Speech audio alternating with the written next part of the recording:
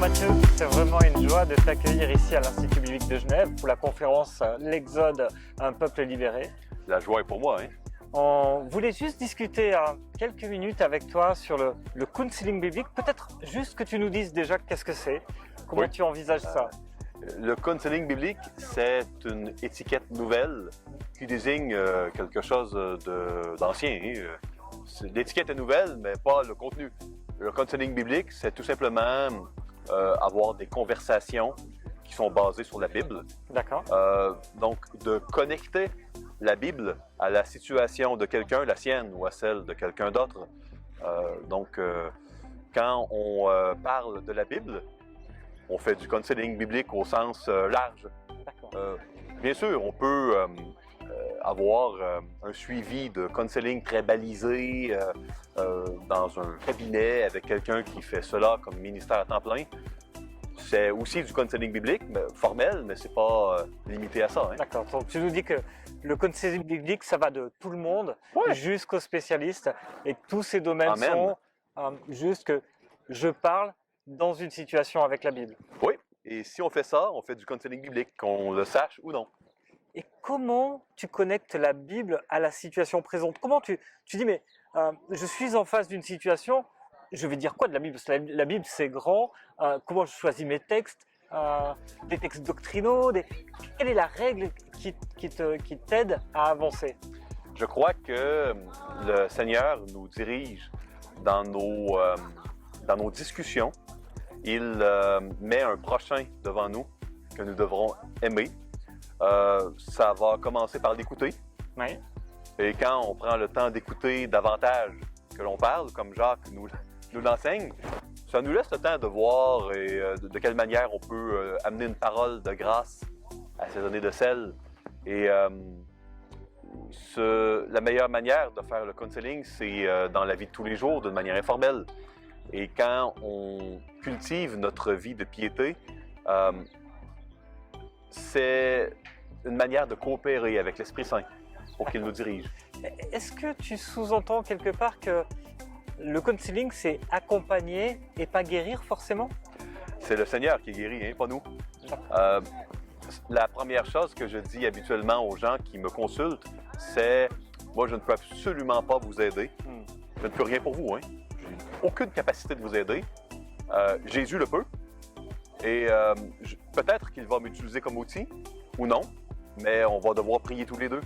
Parce que moi, je ne suis pas la solution, c'est Jésus. » Excellent. Je suis pasteur dans une église et je me dis, waouh, en t'écoutant, j'aimerais que mon église puisse vivre ça, peut-être avec des spécialistes qui émergent dans l'église, mais aussi que chacun se mette à accompagner son frère, sa sœur. Par où je commence? Est-ce qu'il y a des outils à ma disposition? Comment on initie le mouvement? Moi, je dirais que si on veut apprendre l'anglais, aller faire une immersion dans un pays où ils parlent l'anglais, c'est très aidant.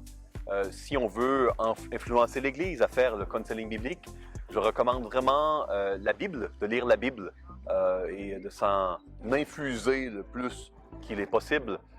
Donc, de recommander aux petits groupes sur semaine de lire la Bible, de donner de la place dans le culte pour lire la Bible, d'avoir un discipulat où on lit la Bible ensemble.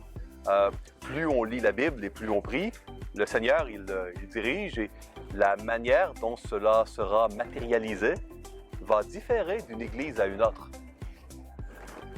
Ça semble à la fois si simple, mais aussi des fois si éloigné des situations que l'on vit ou que l'on connaît dans nos églises.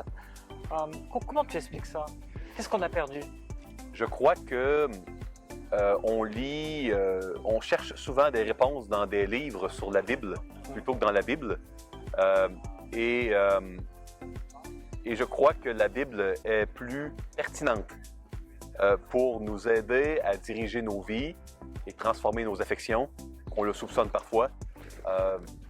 Et je crois que le projet de croissance spirituelle, ce n'est pas un projet individuel, c'est un projet de communauté. Et le changement, il doit être fait à travers des relations fraternelles que l'on va cultiver à l'intérieur de l'Église locale. Une idée que j'entends, c'est que tout le monde doit accompagner quelqu'un, mais en même temps, on se rend compte que tout le monde ne peut pas accompagner tout le monde. Comment je cerne mes limites? Comment je sais à quel moment peut-être qu'un spécialiste doit être là? Est-ce que ça a des liens avec le médical? Comment tu pourrais dire quelques mots là-dessus? Je crois que quand on parle d'accompagnement, il y a une réalité tout à fait légitime. Parfois, on est coincé dans une impasse et c'est utile d'aller rencontrer quelqu'un qui va nous aider avec la Bible à remettre les morceaux du puzzle au bon endroit. Mais je crois que si nous nous encourageons les uns les autres avec l'Évangile dans l'Église locale, on aura beaucoup moins besoin de rencontrer quelqu'un qui est un conseiller biblique et qui fait cela peut-être à temps plein. Donc, je crois qu'il y a vraiment un projet de communauté derrière cette idée de s'encourager avec la Bible les uns les autres et de l'utiliser pour se faire du bien. Certainement, c'est plus facile à faire si il y a déjà une culture dans l'Église, d'ouvrir la parole et de chercher dans la parole les solutions. Excellent.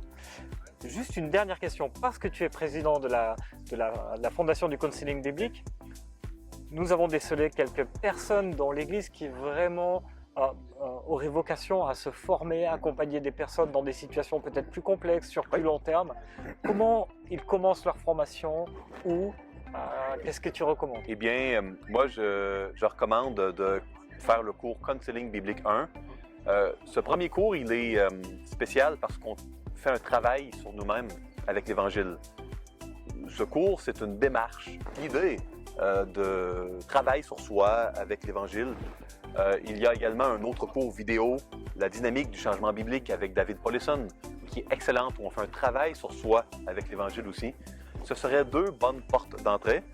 Et le Seigneur dirige, par la suite, si on fait un certificat, une licence ou un master, mais de commencer par faire ce cours. Parce que, comme disait David Paulison quand il était parmi nous, il faut toujours commencer par faire l'exercice sur soi avant de chercher à le faire aux autres. Excellent. Merci pour ces bons conseils, merci pour cette bonne conversation et puis bonne suite dans la conférence. À très bientôt. Merci beaucoup, à bientôt.